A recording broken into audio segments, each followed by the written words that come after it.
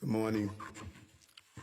Sometimes it becomes challenging when you spend the evening after scenes of losing our first responders. We typically say, in a traditional sense, good morning, but it's challenging to really feel as though it is a good morning. Being at the hospital last night where young Jesse was lying there after losing his life. The entire city mourns for the loss of this firefighter, a young man that dreamed to be a firefighter all his life. And it was really impactful to watch the family at the hospital. His parents, Bruce and Lynn, just embracing them and showing them the support and speaking with his colleagues, his brothers, who sort of lost their brother officer as they attempted to give him the same first aid and CPR that they give to a countless number of people every day. And one of the most impactful moments for me was seeing Casey, his brother. The relationship between two brothers is something that's a bond that is really just not explainable. I shared with his men and his fellow brothers officers the days of walking and being with my kid brother when he became a sergeant and a rookie cop, and how painful it is every time I heard that there was something dangerous that happened to him. But he was able to come home. Jesse's not coming home. And that's the reality that the family is facing. And so we're united together in our grief. We're united together to continue to lift up the men and women who are the first responders in the city. And we're united together to ensure his memory lives on. There's a brotherhood in the FDNY, similar to what's in NYPD and many of these agencies where first responders carry out their jobs, often running in harm's way instead of running against where the harm is located. And that is what this fine young man did. He lived out his dream of being a firefighter. And today he's no longer with us. I'm going to hand it over to Commissioner Kavanaugh.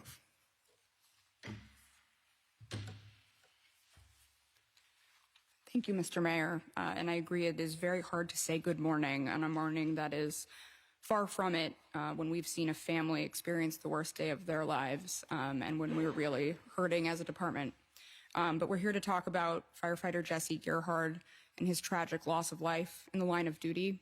He was assigned to Ladder 134 in Far Rockaway, Queens, and that's where he was working last night at 11 p.m. when he experienced a sudden medical episode.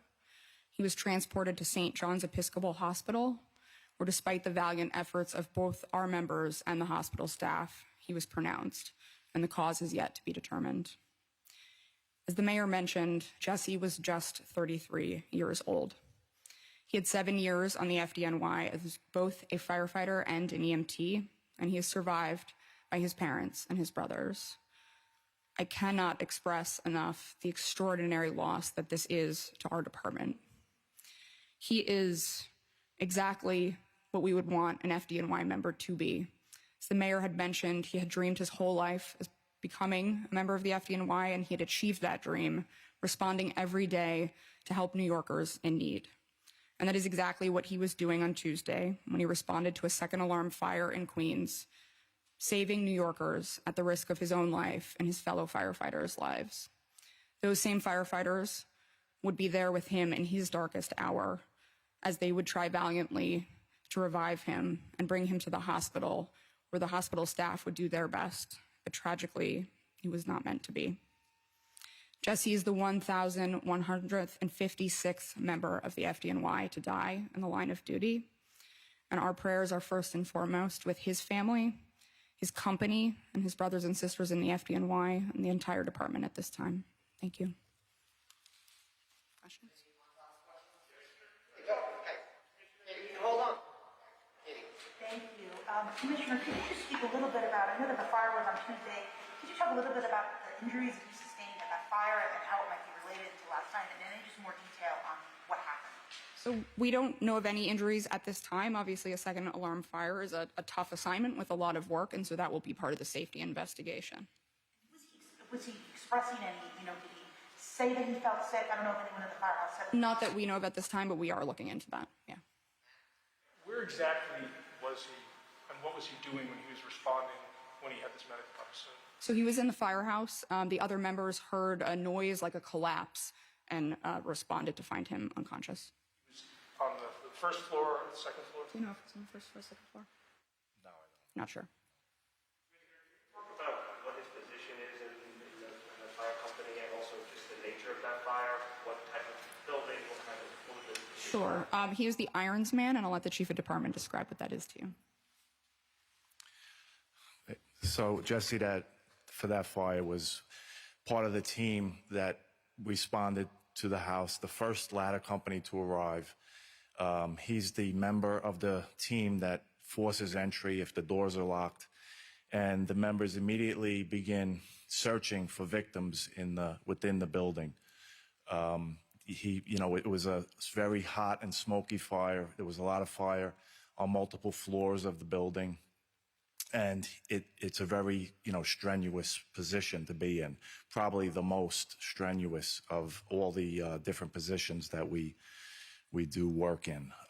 He worked, through the fire. He was relieved. And we really don't know what happened at this time, but we're investigating, all possibilities. We know that we lost a fire officer at his post on duty not long ago, but that wasn't linked to a response. Can you talk about how this highlights the occupational risk and exposure? People think that it's just at the fire. And can you talk about why this, I guess you guys have this healthy lifestyle thing, and make those connections so that people who might want to think about being a firefighter would understand what's really involved in the commitment it is to your health? So, yes, being a firefighter is a very physical, challenging job. We encourage, physical fitness for all of our members. The department has an required annual medical examination for each member of the department, and it's very thorough. They go over, all of your blood work, your lungs, your heart, just to make to see if you can be a full-duty firefighter. It's just a very, demanding job that actually, if you respond to more than one incident, the effects of smoke accumulate, in your body, and it's an accumulative effect sometimes, and that's why you may not feel it on your first response, but maybe it's the second or third where you would suffer any type of damage. Heart attacks are the #1 cause of firefighter deaths nationwide, so I think that's important to note. It is a very strenuous job and dangerous in that way as well. Yeah, just a little bit more about the firefighter. Does he come from a family of firefighters? And you said he was an EMT beforehand? He was an EMT for 3 years before he became a firefighter. He does not come from a family of firefighters, but he was passionate about it at a very young age. He was a volunteer firefighter. As the mayor mentioned, when we spoke to the family, that was a theme over and over, that this was everything he wanted. There was no other job for him, is what he sought out to do. And from the moment he got it, it could not have loved anything more than doing that job. I don't. We can find out.